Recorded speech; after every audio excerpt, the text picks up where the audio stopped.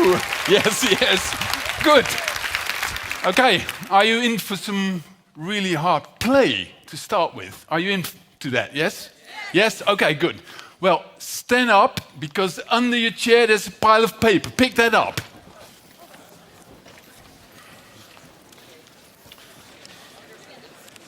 Yes. Stand up, stand up. Keep on your feet, please. All of you. I can see everyone still sitting there. Sir, you too. Yes. Everybody, show the sheets of paper to me. Yeah, all right. Okay. Now you're going to do something. You're going to turn these into paper balls. Right? Good. All 5 or 6 of them. Yeah. That's all you do now. Just turn and keep them in your hands. Don't throw them on the floor here. Pick them up, guy. Pick them up, right? Good. You have them all, right? Whoop. Yes. Oh, it's a lovely sound, this is. This is really nice. Oh, unexpected. Okay. Now, you're supposed to have these 4 or 5 or 6 balls in your hand and nothing else. So it's easy to put these books away. Right? That's necessary. And keep on standing up, don't sit. All right. Yeah, you have them show me the balls. Show your balls. Oh, unexpectedly. Good, good. All right. Now, I'm going to explain you what this is. Garbage it isn't. No, it is this. It is ammunition. Right? And it's meant to hit someone. Right? Don't do it yet. Nothing yet. No. And you can use it for various purposes. So this nice girl sitting 2 rows in front of you, you can try hit her, right? To attract some attention. Or the colleague that sits next to you, finally you're allowed to hit him, right? That's what we're going to do. Not yet. So concentrate, pick your target. That's a good one. I'll remember that. Don't you worry, right? Okay, pick your target, and I'll give you a sign, and then you start. Right? Nothing, no, not yet, because you have only 5 of these cannonballs, and use them really good. Okay, first of all, I'm going to give you light. Secondly, I'm going to give you music. And it's been a go! Yes, go on! Yes! It's been a hard day and stop!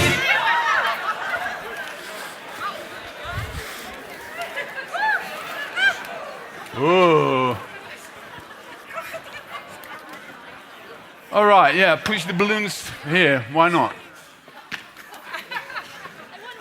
Oh yeah, you can keep it, no problem. Yeah, you can keep it as well. Okay, sit down.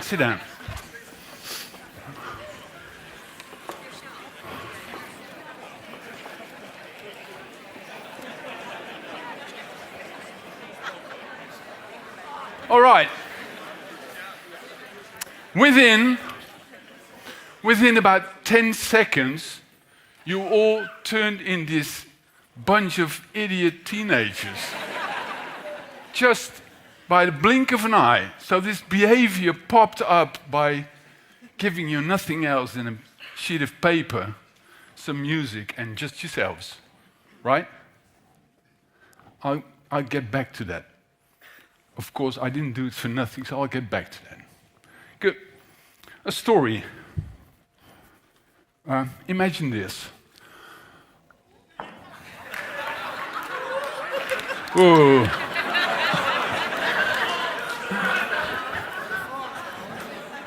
Even the ball turns crazy, right? We'll fix that. Imagine this, you're a drama teacher and you're supposed to work with a group of teenagers, a really big group, for a week. And you're supposed to squeeze some theater out of them. That's your job. And in the introduction, the first person that comes up to you is a girl in her about 16 years old. And she looks like this. Try to picture that. She's got long, greasy hair, this long, and it covers her face.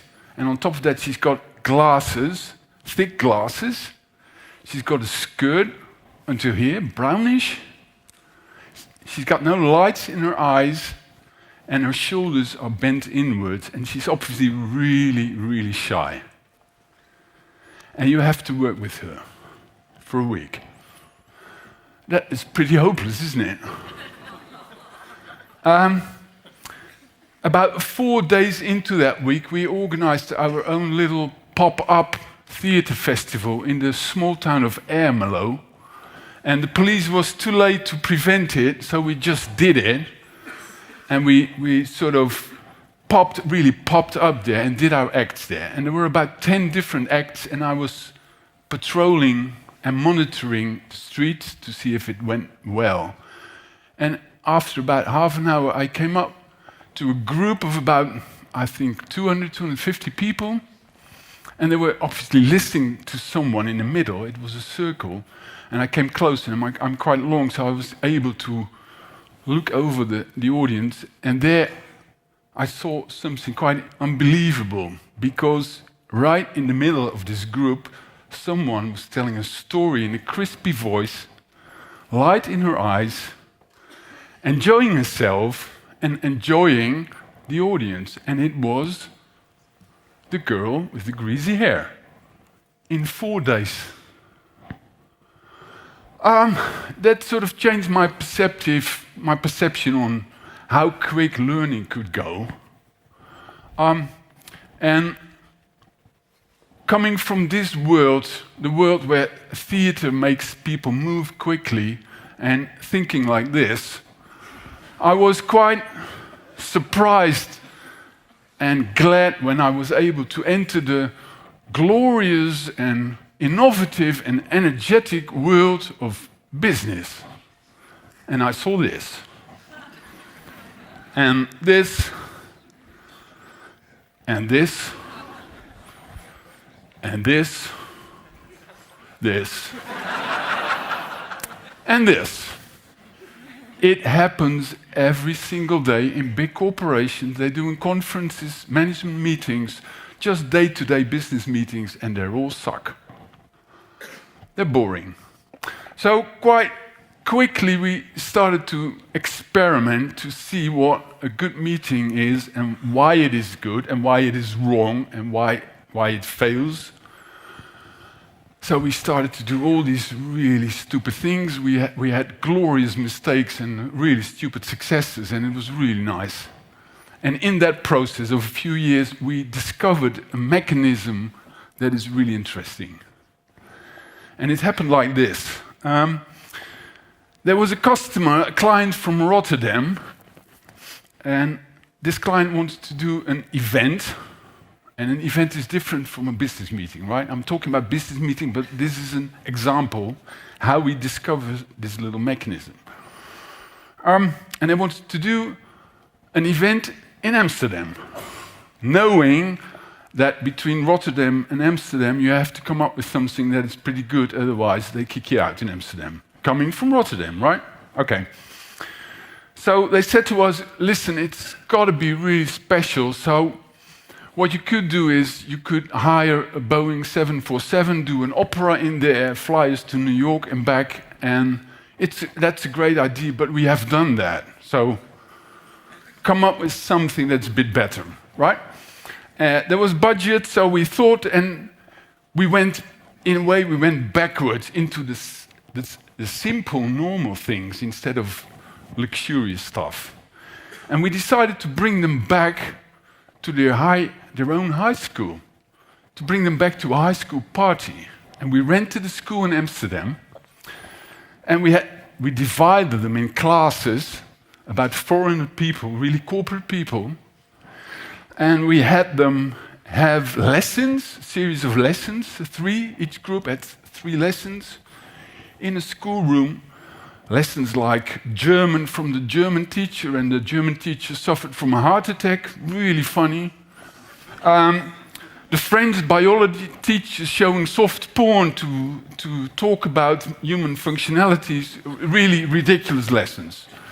And I played the concierge, and I patrolled the hallways during the lessons. And about 10 minutes into the first sequence, it was silent in the school, and somewhere a door opened, and a guy in his 50s went out of a classroom, and I saw him. And I playing the concierge, I said, "Come here, you." And he came to me, and I said, "What are you doing here?" "Well," he said, I'm kicked out of the class." Ooh. I said, and what am I supposed to tell your parents? They're going to be really disappointed. And he said, yes, I understand that, yes. And then I said, "Come on, who are you, and what is your position? Why are you here?" He said, "Well, actually, I'm the marketing director of a real huge international firm, and my annual budget is nearly $500 million. And this guy, within 10 minutes, just like you just did, turned into one of these." And that was food for thought. We analyzed that, and our conclusion was, because he obviously enjoyed it as well.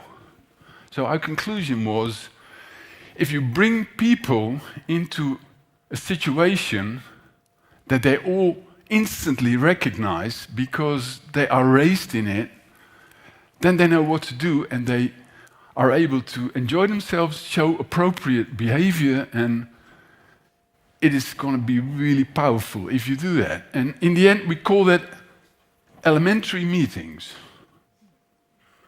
It's an elementary meeting, like this is an elementary meeting. When we go to a house here, we all know what to do, right? You don't talk football there. You don't do that, right? The baby, even if it is fat, cross-eyed, and ugly, it is a miracle, right? If there are more than 5 people in the house, then you let yourself out, right? And you leave a present. And that is what we recognize. In Norway, they do different things. They bring food when they go to a house like this. They bring food. We, in the Netherlands, we know exactly what to do. So my dream is to do a product presentation once using the kraambezoek as a model. That's going to work perfectly well. But, well, experiencing that these elementary meetings are so powerful, we started to use them as well. And 2 years ago, I went to Russia, and I was invited to speak on a conference, a pretty small conference. There were about 40 people, 50 people there. I was the last speaker, and I watched the conference for 2 days. And Russian people, they turn into zombies when they're in a conference. It's got nothing to do if they're nice people or not. That is the behavior for them, for the elementary meeting conference, that they show instantly. They bend their shoulders inwards, they start writing notes, no discussion, no question, nothing at all. It is horrible. So after 2 days, I decided I'm not going to do that. So when it was my turn, I said to them, "Listen, I traveled from the Netherlands. It was really in the Ural, somewhere. I traveled for about a day, and I don't accept me just delivering a speech and nothing will happen. I want to interact. And I'm going to use something that you all recognize, because I want to know from you what Russian situation is, where you are open and where you have a good laugh and where you can discuss and where you are light-hearted and ready to interact with me as a speaker. So, what is the situation?" And that was a tough question because they didn't believe it. They knew it, but they didn't believe it. So after about 10 seconds of silence, which is long, a gentleman raised his hand and he said, well, in fact, what you asked us, we do that when we drink vodka. But we can't do it here. And they started giggling a bit.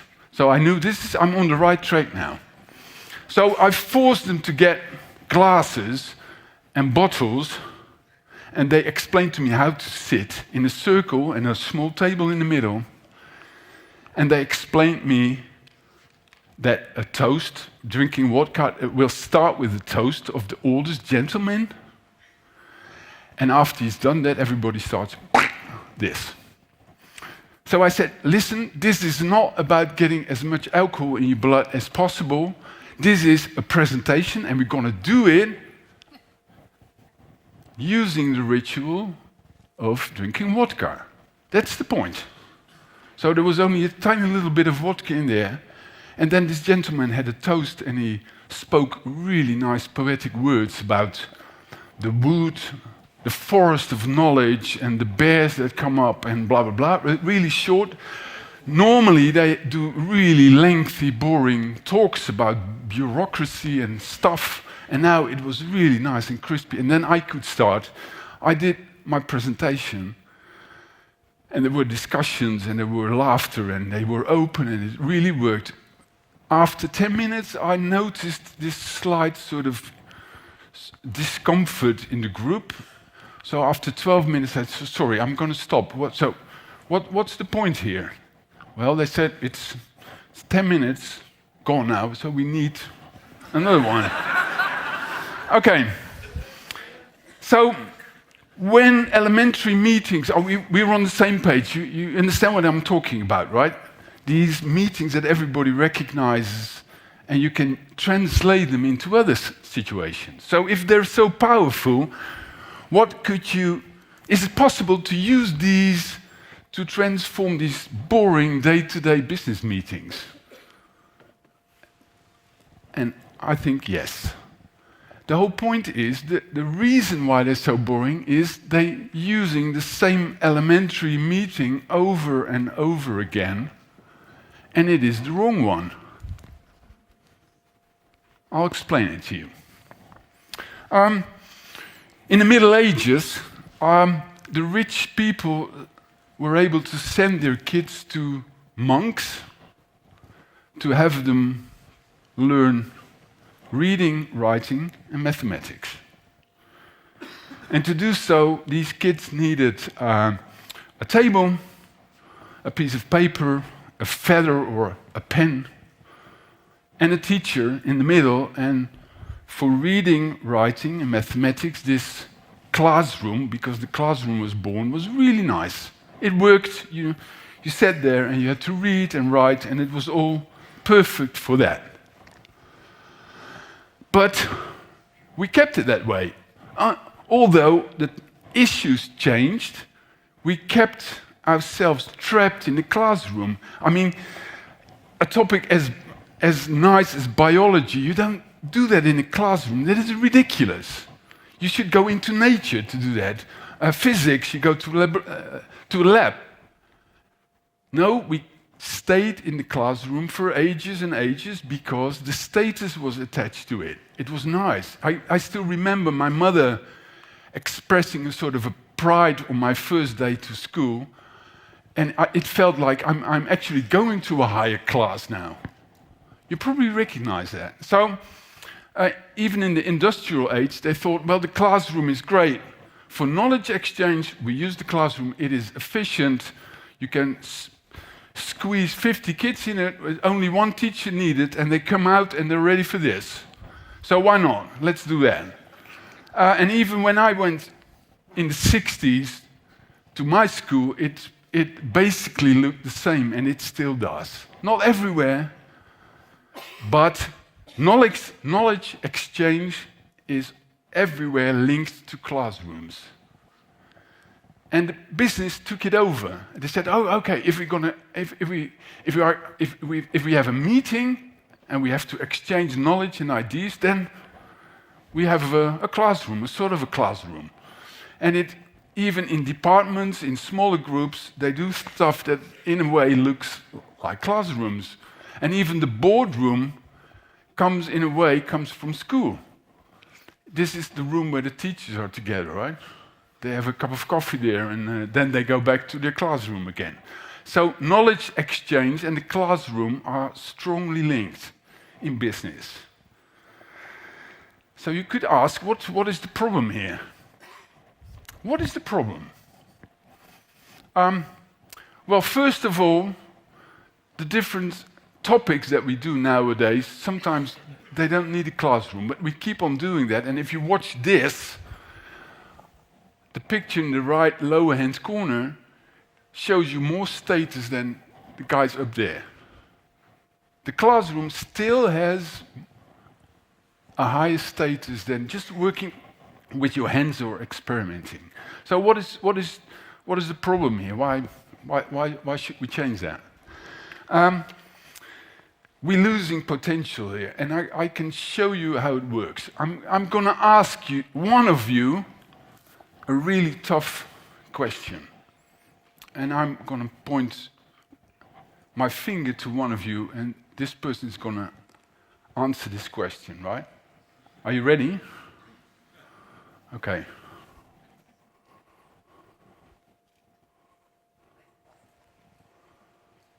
Sir. Yeah. So tell me, what's happening to your heartbeat now? Goes up, right? Yeah, it goes up quite strongly, right? Yes. This is scary, huh? You don't know what I'm asking. Well, forget it. I'm not going to ask you a question. Just your heartbeat going up is the answer that I needed. And why is this? I'm just a person. I live here.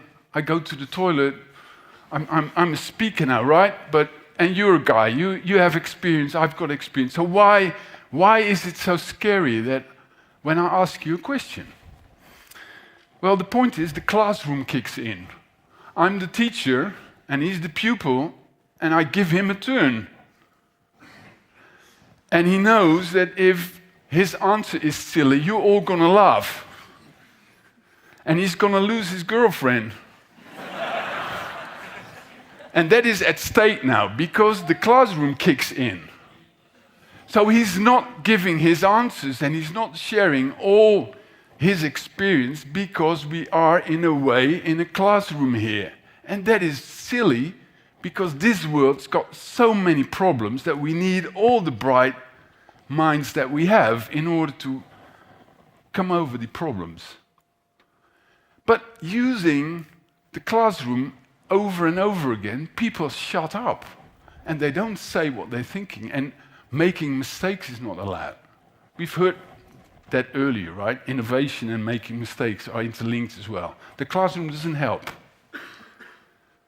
So I'm going to change, to conclude this, I'm going to change the model that we are using, because in a way, going to a theater is in a way linked to the classroom as well. They're all teachers here, and you're all pupils, and you're supposed to shut up, to laugh and to applaud. That's it. And not to say, sorry, but this play is ridiculous. I've got another idea. We tried that, as theater makers, we tried that in the 60s, 70s to get that going, to make theater interactive. It's hard. But we're going to do it, and I'm going to show you how it's a very simple thing. Changing the elementary meeting that we're using now into something different. And I've done that a lot. Now I need someone to show what I'm going to do. It's really simple, right? We're going to change the elementary meeting like I've done that, merging banks, using the elementary meeting of going to a church and having a marriage. It worked. Come to me and I'll tell you which banks it were. And it really worked. So what we do now, you stand up. And it's going to be really long, 30 seconds, right? Okay. 20. This is the point. I'm going to ask you a question, you formulate the answer, and we're going to tap into the huge potential of stories that we have here. Instead of you listening only to me, I'm going to give it to you, and you're more important than me now. So, finish this sentence in a second, and I give you about 10 seconds to think of an answer. And the sentence is this: I am probably the only one in this room that has ever. Okay? Go on. Yes? And now we're going to use the elementary meeting, casual meeting between two people that don't know each other. So go to it and tell the answer. Okay, do it now. Go, quickly.